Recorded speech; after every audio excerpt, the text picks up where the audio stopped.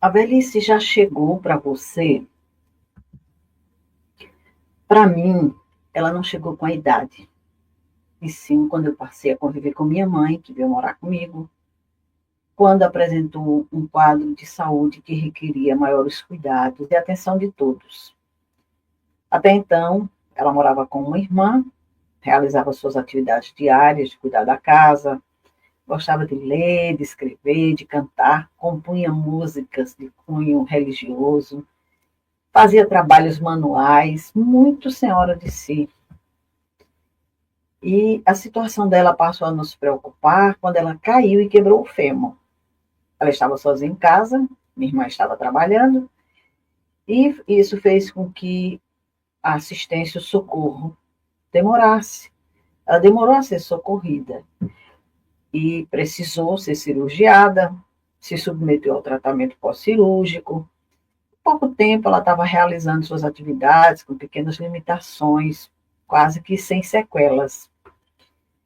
Mas foi aí que acendeu o alerta de que ela não estava mais em condições de ficar só.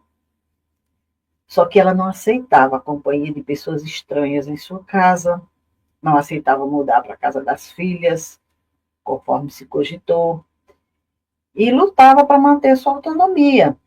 E a gente tinha que respeitar. E aí aconteceu que um certo dia ela entrou num quadro de intenso pavor, sem justificativa. Pediu para sair de casa, e nesse momento eu a trouxe a morar comigo. E a partir de então o quadro dela evoluiu para uma perturbação mental diária e noturna, e foi necessária a intervenção médica e psiquiátrica. Em pouco tempo, ela entrou em total esquecimento de tudo, de todos nós, de si mesma, da vida, de sua vida, e foi diagnosticada com Alzheimer. Então, hoje, ela depende dos cuidados de terceiros para toda e qualquer necessidade. A partir desse fato, a velhice passou a me incomodar. Me fez pensar nos dias vindouros, afinal, eu estava caminhando para essa etapa da vida. E hoje, aos 67 anos, já enquadrada nessa categoria de pessoa idosa, eu estou procurando entender esse processo de envelhecimento que acomete a todos nós, e que não é doença, e sim processo normal do desenvolvimento humano, mas que acarreta mudanças significativas em nosso organismo físico e social.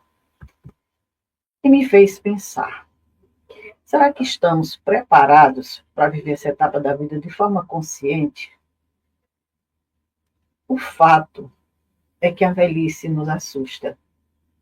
E a busca pelo rejuvenescimento está sendo ofertada de diversos modos, procedimentos absurdos que estão sendo feitos por pessoas, por celebridades. Só que nada disso pode deter essa finitude que nos aguarda. Nada contra os procedimentos, porque a minha questão aqui é o que fazer.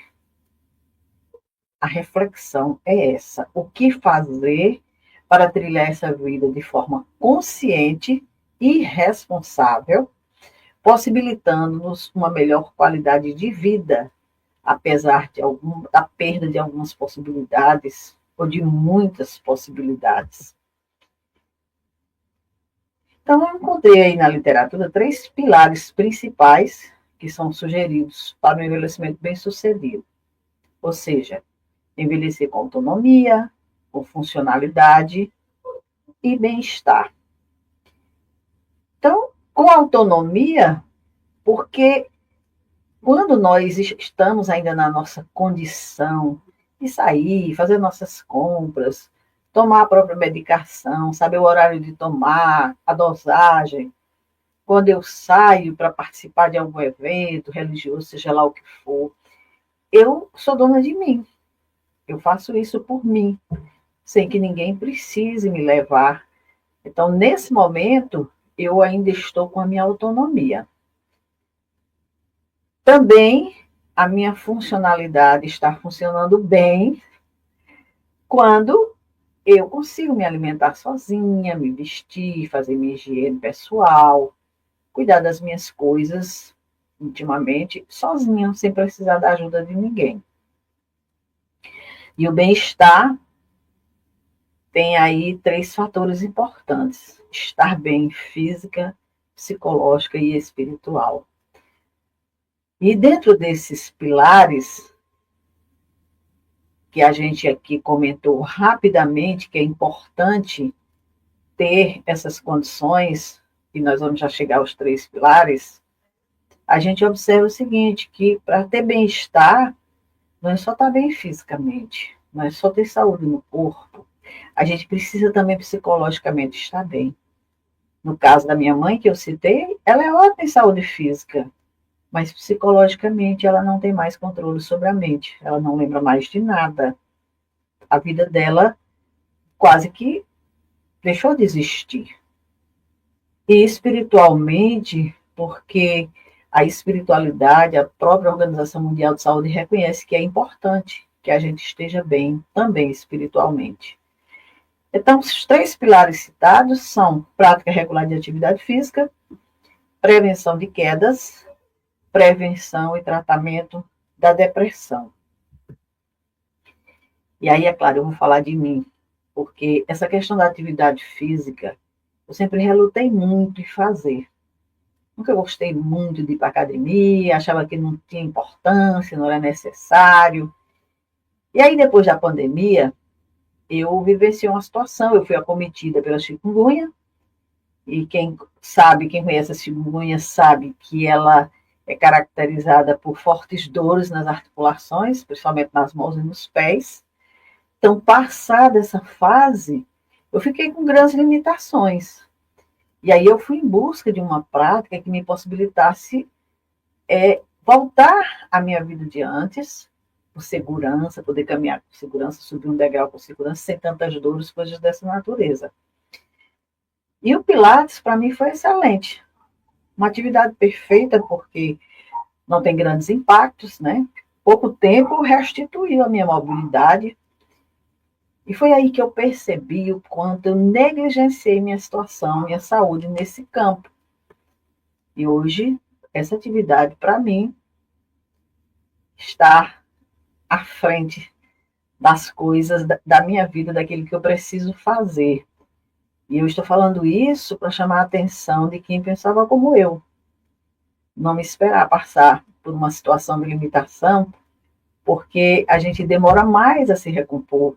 E também o envelhecimento não fica bem vivido. Eu posso dizer que hoje eu percebo que eu não estou envelhecendo com tanta qualidade, né? E quanto à prevenção de quedas, é importante reconhecer que nós já não somos tão jovens, né? Que a gente precisa ter alguns cuidados, fazer algumas mudanças no ambiente em que a gente vive, para ter mais segurança e evitar essas tão faladas quedas, porque elas hoje, elas respondem por um número muito grande de morte entre idosos. É a 5ª causa de morte nos idosos, as quedas. Então, elas acometem de tal forma que levam a quadros de dor, de sofrimentos intensos e até mesmo de morte, como a gente acabou de falar, porque algumas complicações podem surgir, o idoso se demorar muito tempo no leito, sem condições de tocar a sua vida, e isso vai gerando quadros de adoecimento, e muitos idosos estão morrendo em função disso. Então, que a gente evite essas atividades de riscos, como subir em cadeiras, em escadas. Tem idoso aí subindo em telhado, um risco muito grande, né? Procurar usar calçados confortáveis para evitar cair em algum lugar. Tem um processo aí que vai trazer dor e sofrimento. E ficar atento onde pisa, mesmo dentro de casa, porque a maioria dos acidentes acontecem dentro de casa. Então, a gente ter cuidado aí com o chão molhado, com os banheiros com piso antiderrapante, prestar atenção por onde pisa, por onde a gente anda, não só na nossa casa, mas na rua. Nós vivemos em regiões que não tem muito esse cuidado com o idoso, calçadas altas e baixas, situações que a gente precisa ter cuidado para evitar acidentes. E com relação à depressão, a gente percebe também que é um quadro que tem trazido muito adoecimento para o idoso, porque ele entra numa fase de isolamento social, onde ele perde familiares, amigos, muitos se aposentam, perdem a independência, a autonomia deles, deixam de sair, de fazer suas compras, de ir para onde gostaria, fica sempre na dependência de terceiros. Algumas doenças físicas que chegam também limitam a mobilidade. Tudo isso pode desencadear uma depressão no idoso. Então, é importante que o idoso ocupe a sua mente com atividades prazerosas. Uma boa música, uma boa leitura, filmes, trabalhos manuais, ou mesmo a tecnologia, que hoje está aí com muitas possibilidades de entretenimento, de informação, participar de grupos, seja em WhatsApp, seja em algumas instituições, em alguns locais, trocar ideias, conversar, fugir do isolamento e não se entregar a pensamentos tristonhos e saudosos do passado. Quando lembrar, se fixar nas boas lembranças. Porque quando o idoso começa a lembrar o passado, vem a saudade. E muitas vezes o entristecimento. E não é bom se fixar nessas lembranças. Procurar imediatamente boas lembranças, alegres, felizes, e se fixar nelas. E se sentir que não consegue sair desse quadro sozinho, procura a ajuda de amigos, dos grupos de que faz parte, grupos religiosos, profissionais, para que a ajuda venha e a gente saia rapidinho desse quadro. E, acima de tudo, reconhecer que a pessoa idosa pode ter uma vida ativa, com muitos projetos, e ser muito feliz. Tem muita gente que acha que a vida acabou. Ah, não sou mais capaz, não posso mais fazer nada. Tem tanta coisa que a gente pode fazer, sim. Então, se você ainda não chegou nesse estágio da vida, fique atento. Aqui no Brasil, a velhice é considerada a partir dos 60 anos.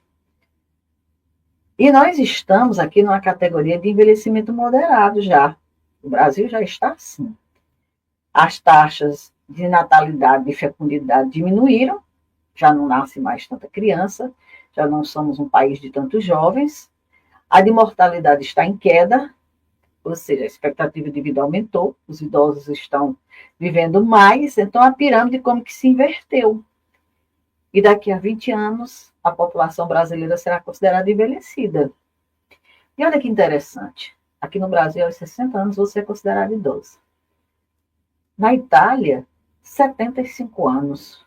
Nos Estados Unidos, 65 anos. Isso é só para a gente atentar para esse dado, porque você entra na velhice sem perceber.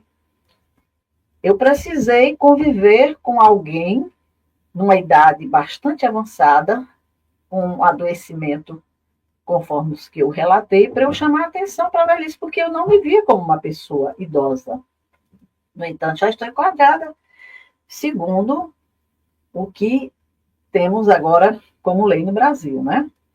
Então, comecemos a nos preparar agora para essa etapa da vida em que essas mudanças significativas vão acontecer e que nós não temos como deter. Vai acontecer, não tem como a gente evitar isso, de maneira nenhuma. E é bom que a gente se pergunte que tipo de idosa eu quero ser. Porque eu quero ser uma idosa com a vida ativa, muitos projetos, quero ser muito feliz. E esse é mais um projeto que eu estou iniciando. Eu quero compartilhar com você que está entrando nessa fase de vida tão importante. Então, eu quero finalizar a prova de hoje com o poema de José Couto, a quem peço permissão para feminilizar o poema, que é masculino, que tem por título Um Dia Quando For Velhinha. Um dia quando for idosa, quero poder olhar para trás e sentir-me muito orgulhosa, saber que fiz o que fui capaz. Quero poder ter a certeza que fui uma mulher direita e no íntimo da minha natureza poder dizer, fui quase perfeita. Um dia, quando for velhinha, quero recordar tudo o que fiz e poder sentar-me sozinha, pensar como fui feliz. Quero poder ter a certeza que minha vida não foi em vão, para poder acabar em beleza, sem ter vivido em solidão. Vamos vivenciar a velhice juntos? Aguardo vocês em nosso próximo encontro.